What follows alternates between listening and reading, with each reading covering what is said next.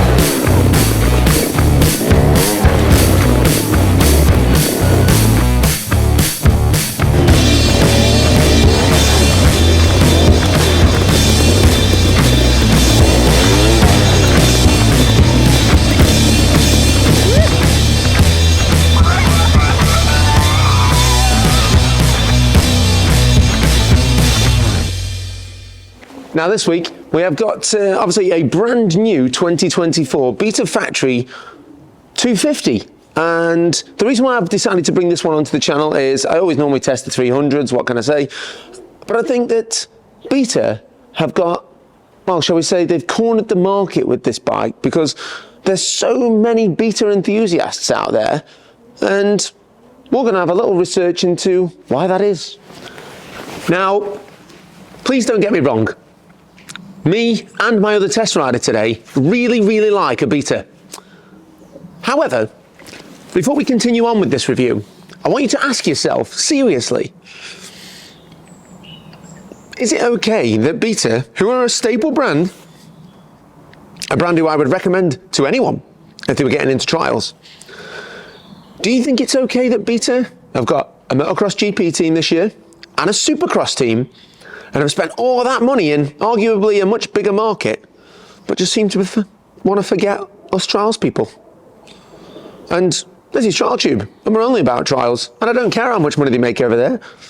I want Beta to be great again in the trials world. Now this year, Beta have decided to update the model year 24, or My 24 as it's always listed on all the websites, with some really impressive features. And when I say really, that's two reallys. Basically, they're celebrating the fact of the success of last year's World Championship wins, which came from George Hemingway, and also the great work that was done by Andrea Sofia Rubino in the Trial GP ladies class as well. So for 2024, they've said that this bike is maintaining its racing pedigree. So here we go, new highlights of the new bike.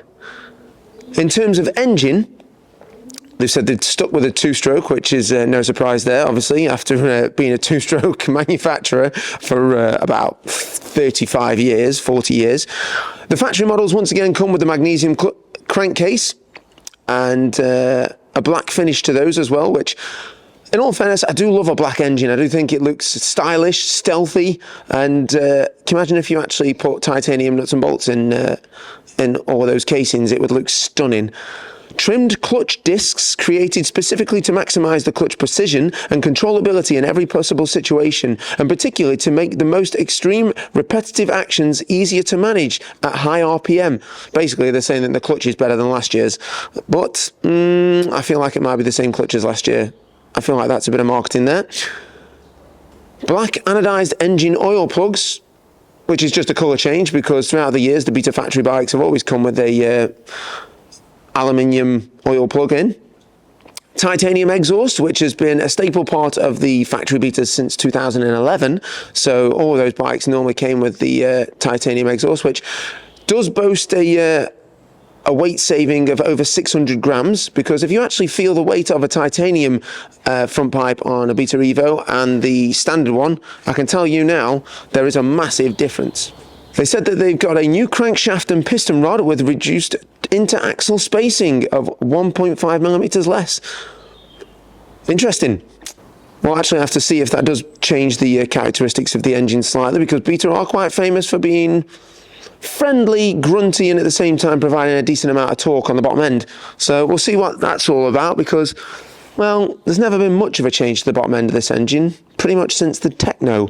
So apart from, you know, the flywheel weight and that side of the engine, which did change in around 2014, if I'm not mistaken, on the factory bike.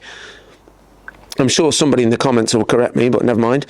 Gold front forks, which, well, what can I say? They look cool, and I feel like they're a great 90s throwback. I love a gold front fork. Hopefully they won't wear away like the front forks did back in the day, but they have had a much better treatment. A progressive linkage. The configuration of the rear suspension linkage is more progressive in order to ensure greater traction and provide superior feel to the rider, which when I stuck my head underneath there, it looks like the same linkage as last year, but what am I supposed to know?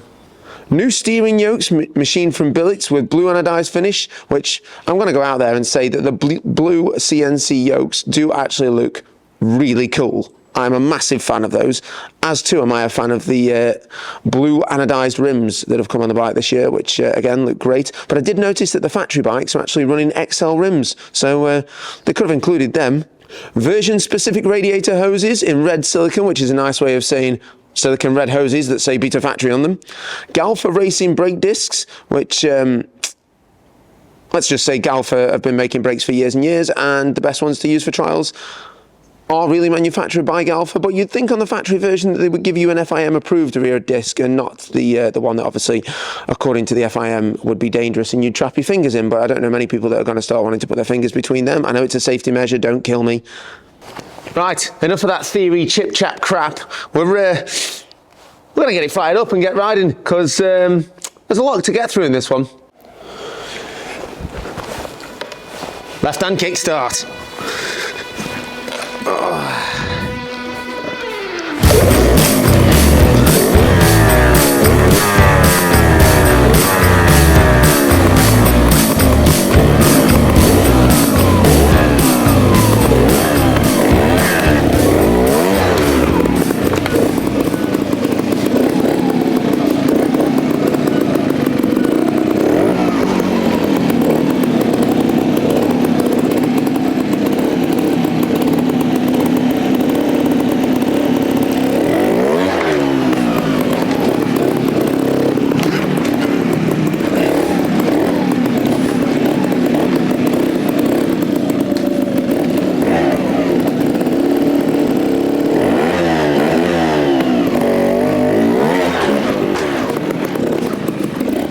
Easy peasy. This 250 is so friendly. It's not going to rip your arms out, but it just does as it's told, and it's been a long time since I rode a Beta.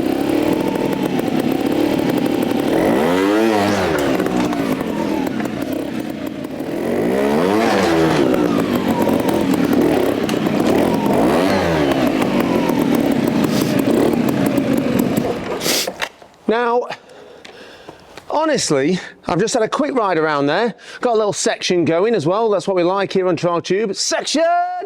And the 250 Beta has surprised me so far. Betas actually have a little bit of a steeper head angle on them, which means that they do turn really tight and they're very reactive if you want to endo or move the back end around. So they're very reactive in that way, and it is good fun. The new clutch, supposed new clutch, only, this is a brand new bike, so everything's super tight, but I honestly feel that it was not as responsive as I'd like out of the crate. But then again, the 250 Beta is now not really marketed to me. Someone who rides at national expert level here in the UK, and although there are a lot of good riders that ride the 250, and I'm not saying anything like that, so don't start putting words in my mouth. But you know what I need is someone who I can trust their opinion, who I can believe will still be completely honest about the bike, and someone who I've just got to hand. So it isn't going to be me riding this next part at all. So, it's me, Stu Day, of course it is. And been a while since I've been on an Evo. I used to run full Beta fleet on Trials Day, and I've had personally at least half a dozen Evos through the years, 300s and 250s. So, quite excited to be back on the Italian Stallion. And this is what this bike is marketed for. Over 40s, over 50 in this case. Clubman riders, lady riders. That's your 250 crew right there. Let's see what she's made of, eh? Wrong side. Habit.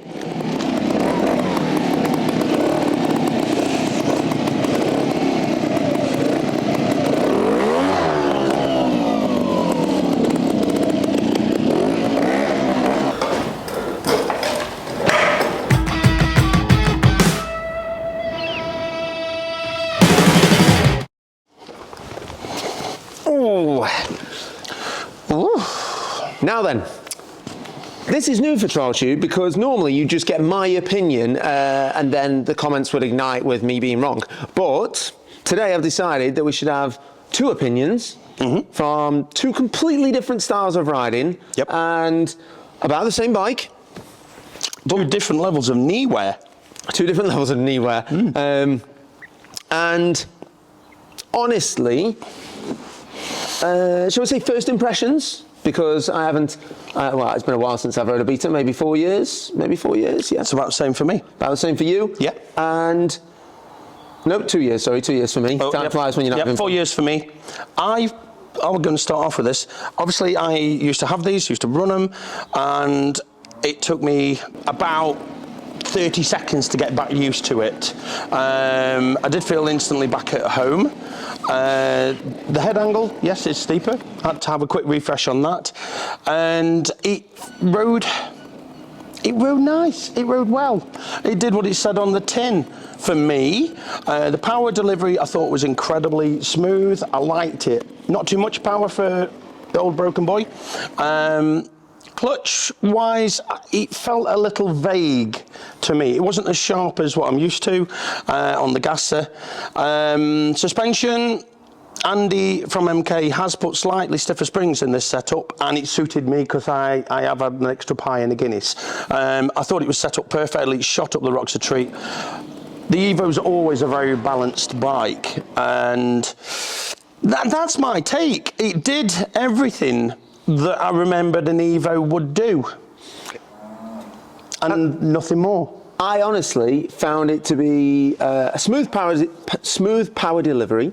I think the suspension was great. You know, I know it hasn't got tech forks on, or a tech shock, or a Riger, or it's got an Ole R16V on the back, which is Beta's own factory shocker.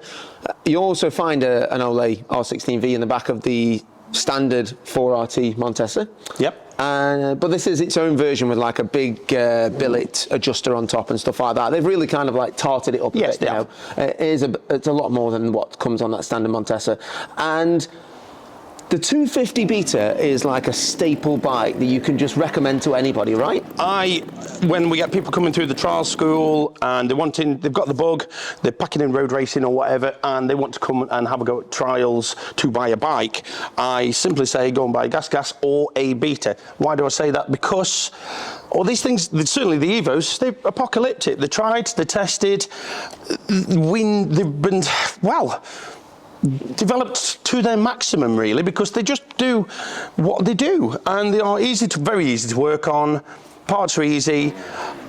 Yeah, if you're going to get into a trial, and how many of these do you see at a trial? How many Evos outnumber every other bike, really? Yeah, they really are the bike that outnumbers every other bike. I do think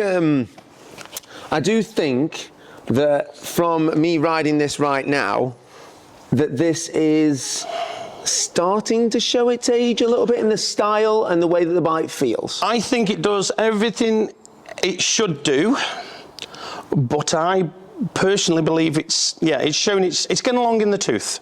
Yeah. And these simple little things that obviously the other manufacturers have moved forward, they're quite futuristic. better ergonomics, more smoothness. Whereas I have to say, and yes, it does everything brilliant. I've got rim envy. Them rims are so lush. But that rear mudguard shape has been on for nearly a decade. And it is. Also, it's quite aggressive, isn't it? And it shows, yes. And we know how expensive these rear mudguards are. Yeah. And I like the styling. I do like the styling with the sort of like pointy mudguard. Yeah. But I also know that because it's pointy but not bendy, yeah. They, especially in the UK where it's very cold, they're brittle. I thought it looked rad in 2014, but we're now 2024, and I think Beta, the frame and everything's lovely, but from there backwards, airbox, do something different, do something new, please. And this bike will sell. There's no two ways about it. There is a hardcore Beta fraternity that will buy this regardless, and they're queuing up to buy it. From the outside looking in a little, and I do like Betas. I'm not knocking Beta. I like a Beta, but it's time to freshen it up. Like we said earlier, you spend a lot of money in Supercross and Enduro. Give a bit of love back to what made you, because Trials Bikes made Beta, and it needs a bit of attention now. Now, before we have the 3 good, 3 bad, we've also got another bike to assess. Yes. Shall we go and get it and rush it in now?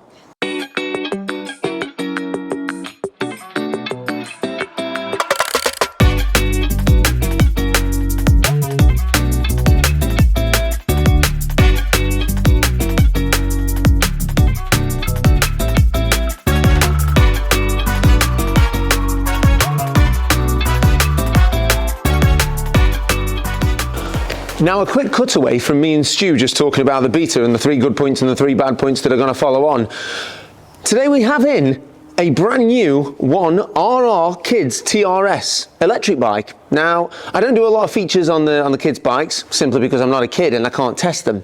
But I thought it was worth a mention on this bike because there's a lot of features on this that I'm absolutely blown away by. And I really feel like this could be the new kids bike of the future, you know, maybe taking over from that of the TY80, etc. I know that sort of Outset started the revolution of this sort of electric kids bike thing, but honestly, this isn't just like a cradle frame with a battery in anymore. The battery's built into an aluminium frame. The back end of the bike, all the electrics are concealed in there, and it's got like a proper little mini subframe with, well, plastics that look like the big bike, genuinely look like the big bike as well. It's got real pegs on, they're adjustable. It's got analog power modes that are done on dials to turn it up and down, which they're relatively simple and easy to work on. The rims and brakes and hubs are actually of a quality, because a lot of the time on these electric bikes, the suspension that you actually get on them isn't very good, whereas, you know, I've got a mountain bike background as well, and I can tell you now that some of the parts on some electric bike brands, if I was reviewing them as a mountain bike reviewer, well, they just wouldn't cut it, I'm going to be honest. So yeah, real brakes, which would be easy to change out for something like a Hope if you wanted to go super flashy. It's got a real sump guard that is not part of the frame that you can change if it gets too worn, and it's light enough that you can genuinely carry it under your arm. It's insane. Now remember, pick up your Trialtube merch, because it's flying at you. Well, flying at me anyway. But so far so good. The hoodies have been well received. They're nice and thick. I know it's summertime here in the UK, but they're the kind of thing that wicks sweat away and isn't too testy on your wallet during the cost of living crisis. They really support the channel, and we really appreciate all the support, I promise. Okay. Let's party. Right, just coming from Danny, who's obviously just told you all the good things about this awesome TRS 1RR 20-inch kids trials bike, which on the 20-inch size wheels as well, this actually falls into the E and D classes in the ACU handbook, which makes it a proper trials bike. A competitive trials bike. A competitive as hell trials bike. Is the class for them. Yes. You're going to laugh. This TRS Kids 1R has actually won some of the Outset Cups. How funny is that? Well, I would imagine it's a far more competitive machine due to... Go on. This is 15 kilos lighter than the acid. 15, register that, not 1.5, 15 bags of sugar lighter Than an Osset. than an Osset. Can you get your head around that? That's mad. You know what the mad thing is, though? I think that when it comes down to it, if we were to do like the cool wall or cool stand like we do on the podcast, Oh, hell. would this be like sub-zero for Of course a it kid? is. It is. It's This so is, cool. This is Ice Age cold. this is the meteorite has blacked the sun out and dinosaurs have died cool. Look at it. It's incredible. I think this is one of the, shall we say, one of the only kids' bikes in history since the TY80 that we actually mentioned on a podcast and said how much of an impact it was. I think this is going to change kids getting into the sport, this bike. I'm not an electric bike fan. These are changing my mind for the kids' side. What age are kids going to ride this? So the age of the kids that are probably going to ride this, anything between 6 to 8 years old. So we know, as grown men, how heavy 15 kilograms is. Yeah.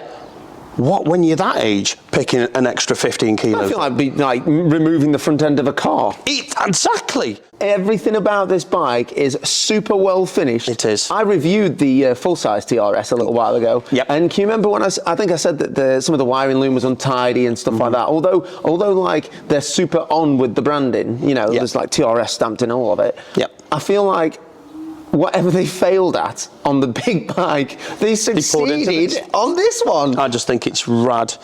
So this one's come from Andy at MK Off-Road. And news flash, if you have a kid's bike of whatever brand, he is the guru, mender, fixer, doer-upperer and sorter-outer for kids' bikes. They run a fantastic championship as well. The whole family are really fantastic. into it. But if you're trouble with either Rossi or give Andy a call because nobody knows more about them than him. I've got a niece. I know. I've got a niece, Vera Jean Day, who is going to be soon wanting a electric bike. You know, a little bike. Yeah, a little bike. That's because he's just like literally got back into it in a big way. And Andy's not about. So, one-handed, Luke. One-handed. I'm off. I'm gone. It is light.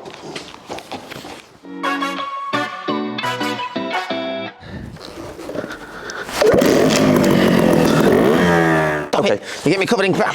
And the seats. Stop it. Yeah. So, after checking out the TRS, I'm going to be honest, 100% the coolest kids' bike on the planet, right? Oh my God, by a mile. That is what a kid's electric bike should be. Everything about that is epic, isn't it? Yeah, it is super cool. Now, 3 good and 3 bad about this bike. Obviously, we're sitting down for this. It's not due to shock value. It's just simply we're sitting down because it's quite comfy. Now, the podcast chairs are comfy. I know, right? The podcast chair. If you haven't seen the podcast yet, check out the podcast. It's good. Now, my 3 good and 3 bad. I'm going to run through these really quickly. You might be able to agree or disagree with some of them. 3 good points. I'm going to be fast, so stay with us. Don't go turn it off. 3 good. Good point number 1 is going to be the reliability now of this bike. It's tried and tested. I'll agree with that. They're bulletproof. But absolutely we know they're bulletproof. That is, that engine has been developed from the techno forwards. It's incredible. It's a battle-proof engine, 100%. So that's good point number 1. Good point number 2 for me on the Beta is how friendly the power delivery is. I agree. Also, I thought if you're in the market for a 250, all you want it to do is lug you around, get you through the sections, not rape you or pull your arms off. Tick. Good point. And good point number 3 is the Italian styling. I still think that they've been able to, essentially, because they're Italian, style the bike in a way that it's not brought it right up to date, but it doesn't look dated. It might ride a little dated, but when you see a new Beta, you always know it's a new Beta because of some of the bells and whistles that they've put on there. Like, do we know any other bike brands out there that would have the balls to paint their swing arm red? No. That is I agree with your first 2 good points. For me, what you said is actually one of my bad points, because this is Italian. And when I think of Italy, I think Prada. Armani, Gucci, Ferrari, Maserati, Alfa Romeo, Ducati. Things that you look at and they don't even have to be practical to use, but you drool, you want them, they look delicious. And for me, it did many years ago, but it's worn off now. It's out of fashion now. The other kiddies have swooshed forward. Also, I think that is on my only bad bit. Is it? Other than the clutch is a bit vague. So for you, you've got 2 bad points there. I've only got 2 bad points, which is it looks dated, yeah, and the clutch is a bit vague. My good points are the engine, yeah, the complete usability of it. I think it still rides really fresh. Yeah. Personally, and my mega good point, and I mentioned it earlier, them rims. Ooh. Bad points for me. Same bad point that I have to talk about on every beta, and that is the fact that, you know, when you see people riding betas in road trials or at the Scottish or at wet nationals, you have to basically duct tape up the top of the airbox, and then they used to actually, I've actually found out that this is now something that you have to purchase. There's a little flap that goes on top of there that basically stops the water from shooting up past the... It should come with one of them. Yeah, it should come with one. It's a factory. Can I have a little tiny mind? Yeah, go on. The brakes are still not as good as everybody else's. Yeah, the brakes aren't as good as everybody else's. And sorry. The fact that basically all the water and mud just comes straight up where the shocker is and goes straight into the airbox. I can guarantee every one of these that comes in the factory is going to sell like a hot cake, because the beaters lovers will love it. Yeah. And that's it. They will. There's not going to be any of these for sale a lot longer, because they'll just sell. They always sell. That's what beaters always do. They do. I personally think the standard beta colour scheme is nicer. Controversial. That grey one with the red, I think that is one of the new nicest. standard looks well. I wish they just put all the blingy bits on that one. On the grey one? I do. And made it like grey and blue? Yeah. Well, no, they'd put red rims on, wouldn't they? I don't know. Tell us in the comments, blue or grey? Or red? Oh, I tell you what, that was a full Trialtube, that one. As always, like, share and subscribe, and a huge thank you to Andy at MK Off-Road, who's provided us with the 1R Kids bike and also his own Evo for us to test. Check those guys out as well. I'll leave a link in the description for that. But as always, I'm Danny Butler, and this is... it's mine. There you go. That's phenomenal. No. Dead funny, isn't it? Head round, can you? No!